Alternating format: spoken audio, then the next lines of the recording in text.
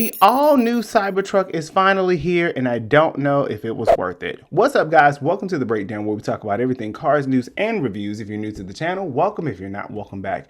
Just recently, Tesla unveiled their all-new Cybertruck. Now, if you don't know anything about the Cybertruck, it is a critical component to Tesla's arsenal and will be the turning point of whether or not Tesla completely becomes the end-all, be-all for electric vehicles, or if it could be a flop. Now, there's a big divide between the car community of whether or not they actually like it or not. My opinions will be reserved for this video, but with that being said, in this video we will be exploring the Cybertruck, what it is, what you need to know about it, and whether or not this could be the big deal for Tesla, or if it'll be just the next flop in another arena of simply crazy looking EVs. Big business. So with that being said, stick around and stay tuned, because you are now watching the Breakdown.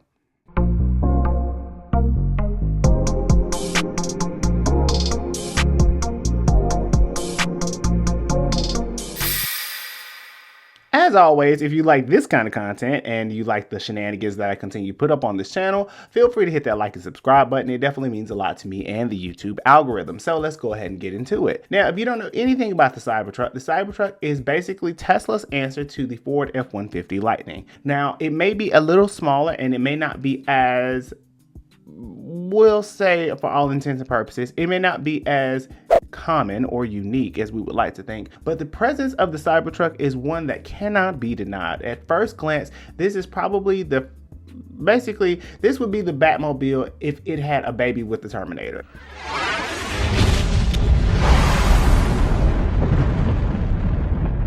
And the design is really one of those things that when you see it, it really is striking because it looks completely unique. Unlike the normal traditional trucks of yore, this does not have a traditional bed as it has a retracting roofline. And so the overall of all of this basically says that Tesla did not come to play with you hoes. The Cybertruck's gimmick is essentially that it is completely rugged and it is essentially bulletproof. While I was doing my research, I found that apparently Elon ran a baseball through the window, which I don't know why the he did that, but sure, let's go with it. It's supposed to be rugged. It's supposed to be demonstrative. I don't know. I don't know what he was thinking about that. But anyway, so basically there are a few notes that I want to go over before I really get into the crux of what this could mean for Tesla. So let's go ahead and talk about the design, because I really want to focus in on that. And the interior is not really that important. They tried to make it important, but it wasn't that great. So the exterior is really what has captivated most of the car community, because it is a truly uniquely and angular styled vehicle. There is nothing like this on the road. This is basically post-apocalyptic Terminator style design language infused with some level of the 1980s of the DeLorean, and essentially this would be an inspiration to Back to the Future. Now, this particular vehicle has an ultra hard exoskeleton that makes it ultra rugged and ultra durable, resistant against dents and dings. The thing is that General Motors tried something similar back with Saturn, and that too was a gimmick, and I don't really know if that's something that really impresses people if you just want to say that you have the most rugged truck. But honestly, that title still kind of goes to Ford, because nobody makes a truck better than Ford. Even with the Silverados and the Dodge Rams, Ford is the best-selling truck of all time for a reason. But this is basically a very interesting, technologically advanced unit. Now, the thing is that this comes with 17 inches of clearance, and it also comes with the adaptive air suspension that pretty much will give you the ride and comfiness of an SUV, but still give you that rugged appeal of a pickup truck. Now, this is a quad motor electric vehicle, unlike the tri-motor that they originally promised us, and that's to give it better driving dynamics as well as a better charge. Now, the cool thing about this is that it does go from 0 to 60 expected at 2.6 seconds, which is incredibly fast for a for a pickup truck. I don't even know if this is really a pickup truck. I guess you can call it one. I think it's just an untraditional pickup truck, and I think that's the better way to put this.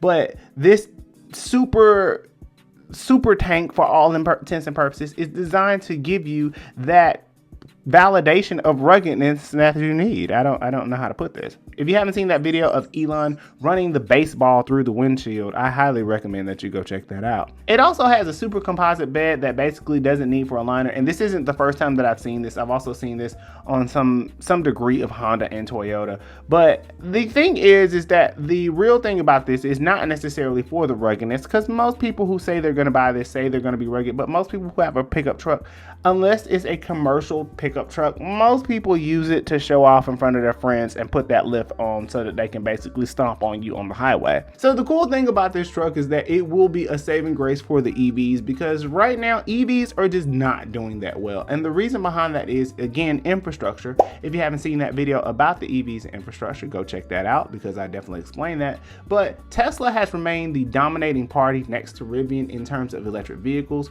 and Rivian has overtaken the space of electric trucks and electric luxury trucks. And there's been several other attempts, such as the Hummer EV, and there's other things. There's apparently a couple of new companies coming out, one of them being NIO. And so there is a lot of competition that are trying to hit the gold rush that is the EVs. But unfortunately, consumers just have not been buying them because they're too fucking expensive. And the charging, it's just a lot. But anyway, this particular vehicle is going to be the one that really sets the precedent if Tesla can be the king of EVs. So one of the things about this is that as of right now, there are over 2 million pre-orders, and these are just the first hand of deliveries. Now, there have been a ton of production delays. More so what it seems as though is that the company could not necessarily deliver on its promises. One, because they didn't expect it to be as popular as it was, but also there is a lot of things that go into the production of a car. And unfortunately, Tesla is a technological company that happens to manufacture cars, unlike something like a General Motors or something like a Ford, who has expertise in manufacturing. Now, Elon has assessed that he is expected to sell over 250,000 units towards the end of 2025, and that could be expected. But the reality is that if we continue to experience delays, such as just the unveiled deliveries of this one, we just basically got an appetizer, and I don't know if Elon's going to deliver on that promise. Now, I have nothing against Tesla and them as a car company. I just think that their owner tends to make some questionable decisions. He tends to do things that are not necessarily in the best interest of his employees, but that's a whole different spiel. So in terms of the overall packaging of the Cybertruck, there's 3 different packages that you can expect to get. One is the rear wheel drive. The all-wheel drive is probably the one that will have the most production, and that will be starting around $80,000. The rear wheel drive version as its base will be $60,000, and the Cyber Beast will start at $100,000. And then once you modify, and if there's any incentives, which I highly doubt, you can expect those to kick in. Most of the units that I assess that come from Tesla will probably be the all-wheel drive units, which actually makes the most sense, even though there are some people who want a rear-wheel drive truck. The all-wheel drive unit does come with 600 horsepower, and it can tow roughly around 11,000 pounds, and it has 7,400 pound-feet of torque going to all 4 wheels. And this is really good for those people in those terraneous places, because this is what's going to be the selling point in terms of ruggedness and all that other But I don't think there's going to be most people that are going to want the Cyber Beast, because the Cyber Beast is just kind of a little too much and overkill. I also see the Hummer EV taking into that space, because once you get to $100,000, it's pretty much a free-for-all in terms of what people will be able to buy and what they will not be able to buy. So we really can't expect the all-wheel drive units to basically come up of most of the units that are going to be produced by Tesla towards 2025 and 2026. Now, the cool thing is that this is right in line with the Ford F-150, the Rivian R1T, as well as the Hummer EV.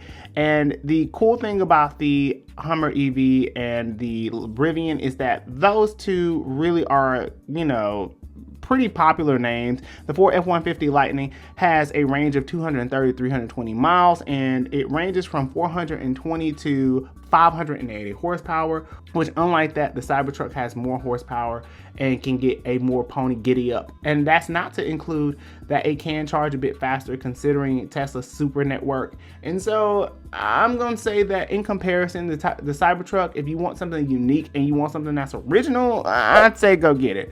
But if you don't necessarily like the styling cues and the design, all the specs aside, more than likely you're probably going to go for the Rivian or you're going to go for the Ford F-150. The other thing is that this is dynamically different in comparison to the Ford F-150, as the Ford F-150 starts at around $41,000 as the base price in comparison to the $60,000 for the base price of the Cybertruck. And the Cybertruck, I don't know, guys, for $20,000, I don't know. This whole truck is just kind of boring to me. I don't know why, but it's just boring. It's not really that exciting.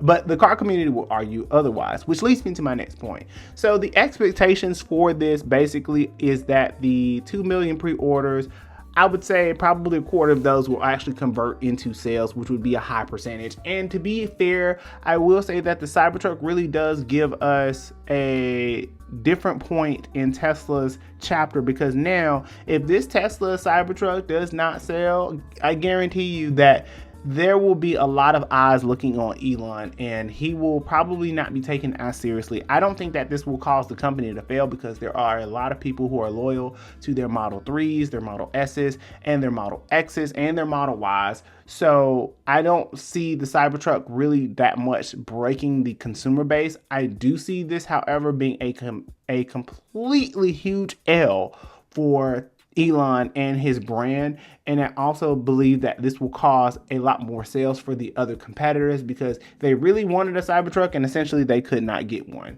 So the thing is that between the Cybertruck coming out as well as the EV space really shrinking, this is a really big deal for Tesla. And if they don't pull it off the way that they're supposed to, it could mean a lot for the EVs in the future. With that being said, leave a comment below. Let me know what you think about the Tesla Cybertruck. If you think it was worth the wait, or if you think that Elon could have kept that back. And with that being said, until the next episode, I will see you guys later.